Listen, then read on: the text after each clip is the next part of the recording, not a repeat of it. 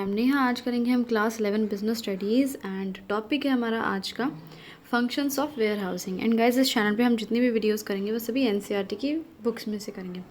सो देखो, where houses के क्या क्या फंक्शन होते हैं, क्या करता है वेयर हाउसेस। सबसे पहला चीज़ है कॉन्सोलिडेशन। कॉन्सोलिडेशन का इधर मतलब है कि किसी भी चीज़ को कंबाइन करने की बात हो रही है, तो किसको कंबाइन करेंगे? ऑफ कोर्स गुड्स को कंबाइन करेंगे वेयर हाउसेस में। In this function, the warehouse receives and consolidates material goods from different production plants. So इस फंक्शन में क्या होता है, वेयर हाउसेस क्या करते हैं, उनको गुड्स रिसीव होते हैं, चाहे मटेरियल हो चाहे गुड्स हो, वेयर हाउसेस को मिलते हैं ना कि स्टोर करके रख लो। उसके बाद वो उन्हें कंसोलिडेट कर देता है, यानी मिक्स कर देता है। और ये गुड्स उनको कहाँ कहाँ से मिलते हैं? अलग अलग प्रोडक्शन प्लांट्स, यानी अलग अलग मैन्युफैक्चरिंग प्लांट से, अलग अलग मैन्युफैक्चर से ये गुड्स मिलते हैं। और गुड्स को सारे एक जगह पे मिक्स करके रख दिया जाता है and dispatches the same to a particular customer on a single transportation shipment. और अगर कोई भी कस्टमर मांगता है इन गुड्स को तो वहाँ डिस्पैच कर दिए जाते हैं। डिस्पैच यानी भिजवा दिए जाते हैं, यानी वेयर हाउसेस खुद अपनी तरफ से आपके कस्टमर्स को गुड्स भिजवा दिया जाएगा।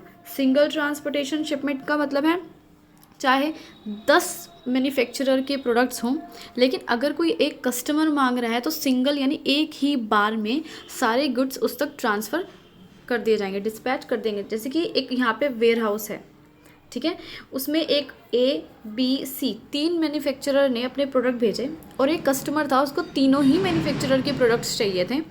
तो इस वेयर हाउस ने क्या किया, यहाँ पे तीनों के प्रोडक्ट्स को कंबाइन किया और जाके हमें डिस्पैच कर दिए, उस कस्टमर को भिजवा दिए तीनों ही product.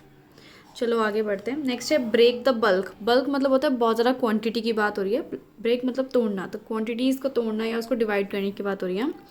The warehouse performs the function of dividing. तो यहाँ पे वेयर हाउस क्या फंक्शन करता है? डिवाइडिंग, यानी तोड़ा जाता है। Bulk quantity of goods received from the production plants into smaller quantities. यानी बल्क क्वांटिटी का मतलब है जो बहुत बड़े बड़े लॉट्स में, बड़ी बड़ी क्वांटिटीज़ में गुड्स मिलते हैं इन वेयर हाउसेस को। ये वेयर हाउसेस क्या करते हैं, उनको छोटी छोटी क्वांटिटी में उन गुड्स को डिवाइड कर देते हैं। These smaller quantities are then transported according to the requirements of the clients to their places of business. So क्या होता है कि अगर किसी भी बिज़नेस को या किसी भी क्लाइंट को गुड्स की ज़रूरत है, रिक्वायरमेंट है, तो ये क्या करेंगे वेयर हाउसेस, इन छोटे छोटे क्वांटिटीज़ में जो गुड्स इन्होंने डिवाइड किया था उनको ट्रांसपोर्ट कर देंगे या डिस्पैच कर देंगे, भिजवा देंगे। जहाँ पे वो मांगेंगे वहीं पे खुद भिजवा देंगे ये वेयर हाउसेस। अब जैसे कि एक प्लांट ए है, ठीक है, एक मैन्युफैक्चरर से बहुत ज़्यादा क्वांटिटी में गुड्स आए, बहुत ही ज़्यादा क्वांटिटी में, तो अब क्या करा? ब्रेक द बल्क, यानी इन वेयर हाउसेस ने क्या किया, गुड्स को छोटे छोटे पार्ट्स में डिवाइड कर दिया, छोटे छोटे क्वांटिटीज़ में डिवाइड कर दिया। अब चाहे कोई कस्टमर मांगे, ये वेयर हाउसेस सब कस्टमर्स को उन छोटी छोटी क्वान्टिटीज़ में गुड्स जो है भेज देंगे। नेक्स्ट है stock piling. The next function of warehousing is the seasonal storage of goods to select businesses.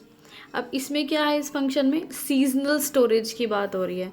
अब भाई बहुत सारे ऐसे प्रोडक्ट्स होते हैं यार जिनका मैन्युफैक्चरिंग तो पूरे साल होता है, लेकिन किसी पर्टिकुलर सीज़न पे उसकी डिमांड होती है। जैसे कि AC वगैरह, कूलर वगैरह होते हैं, यूजुअली गर्मी में उनकी डिमांड आती है। ये एग्रीकल्चरल प्रोडक्ट होते हैं जिनकी कटाई जैसे फसल की एक बार ही हो जाती है, लेकिन पूरे साल उस प्रोडक्ट को खाया जाता है या कंज्यूम किया जाता है, ये बोल सकते हैं।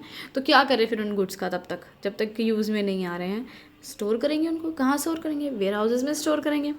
सो गुड्स और raw materials which are not required immediately for sale of manufacturing are stored in warehouses. So ऐसे गुड्स, ये ऐसे रॉ मटेरियल जिनकी हमें तुरंत ज़रूरत नहीं पड़ती है, ना ही हमें गुड्स को बेचने की तुरंत ज़रूरत पड़ रही है, ना ही हमें रॉ मटेरियल को यूज़ करके मैन्युफैक्चरिंग की ज़रूरत पड़ रही है, हम उनको स्टोर कर देंगे, संभाल के रख देंगे वेयर हाउसेस में। क्यों, क्या सोच के संभाल के रखेंगे कि भाई कभी भी ज़रूरत पड़ सकती है, जैसी ज़रूरत पड़ेगी तुरंत वेयर हाउसेस में से निकाल लेंगे।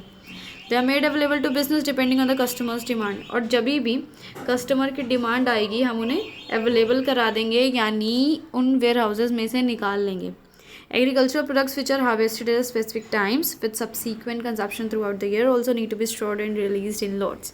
अब जैसे कि एग्रीकल्चरल प्रोडक्ट्स की यहाँ बात की गई है जिनको हार्वेस्ट यानी जिनकी कटाई जो है किसी पर्टिकुलर समय पे करी जाती है। जैसे गेहूँ है, एक पर्टिकुलर मंथ होता है जहाँ पे उसकी कटाई होती है, लेकिन उसका तो कंजप्शन है वो थ्रू आउट द ईयर, यानी पूरे साल। अब गेहूँ तो पूरे साल चाहिए, रोटी तो पूरे साल खानी है, है ना। अब जैसे कि किसी पर्टिकुलर मंथ में उसकी कटाई हुई है, थोड़ा ना सिर्फ उसी महीने हम खाएंगे गेहूँ, बाकी साल क्या खाएंगे, सिर्फ चावल चावल खाएंगे, रोटी नहीं खाएंगे। तो इसको हम क्या करते हैं, स्टोर करके रख देते हैं, और जब ज़रूरत पड़ती रहती है जैसे जैसे वैसे वैसे करके उसे रिलीज़ करते रहते हैं, यानी प्रोडक्ट को निकालते रहते हैं, यूज़ करते रहते हैं। नेक्स्ट है वैल्यू एडिड सर्विसेज, यानी कुछ एडिशनल सर्विसेज भी प्रोवाइड करते हैं वेयर हाउसेज। ये एग्जाम्पल दे रखे हैं जैसे कि कौन सी सर्विसेज प्रोवाइड करते हैं, जैसे ट्रांजिट मिक्सिंग, यानी ट्रांजिट मिक्सिंग का मतलब भी वही है, गुड्स जो आते हैं अलग अलग मैन्युफैक्चरर से, उनको कंबाइन कर दिया जाता है, मर्ज कर दिया जाता है एक साथ। पैकेजिंग, लेबलिंग, ये कुछ सर्विसेज हैं जो कि वेयर हाउसेज प्रोवाइड कराते हैं।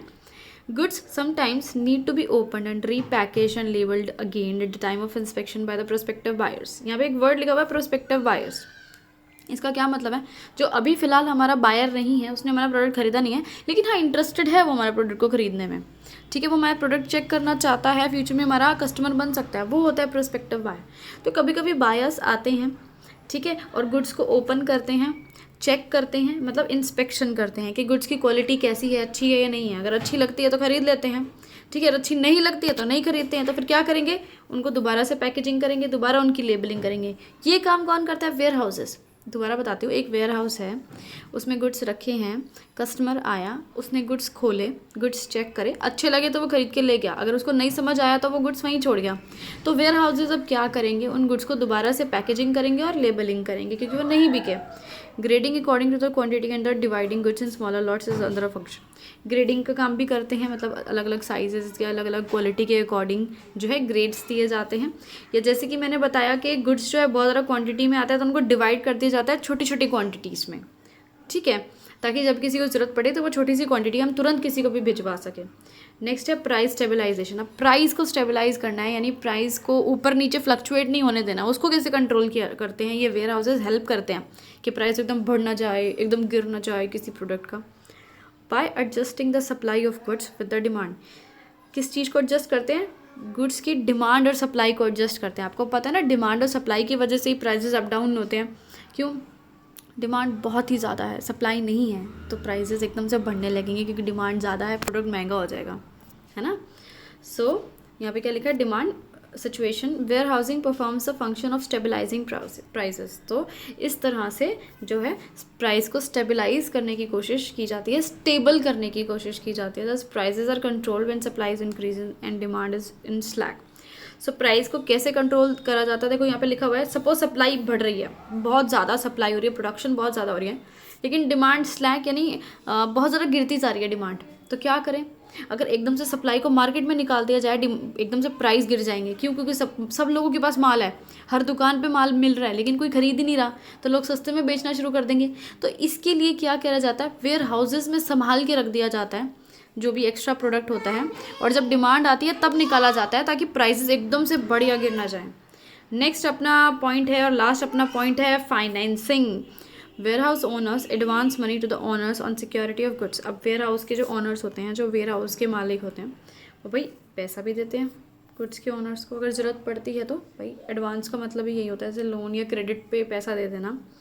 And further supply on credit terms to customers, और उनके बिहाफ पे कस्टमर्स को भी गुड्स क्रेडिट पे यानी उधार पे बेच देते हैं। ये भी एक हेल्प ही होती है यार, कि मैंने अपने गुड्स एक वेयर हाउस में रखवाएं, ठीक है, मेरा एक कस्टमर आया और वेयर हाउस ने उसको कस्टमर को उधार में पैसे दे दिए, मतलब उधार में गुड्स बेच दिए, फिर कस्टमर बाद में पैसे दे जाएगा, वेयर हाउस कलेक्ट करेगा। ये भी पूरा एक प्रोसेस है जिससे आपको बहुत हेल्प मिलती है वेयर हाउसेस की वजह से।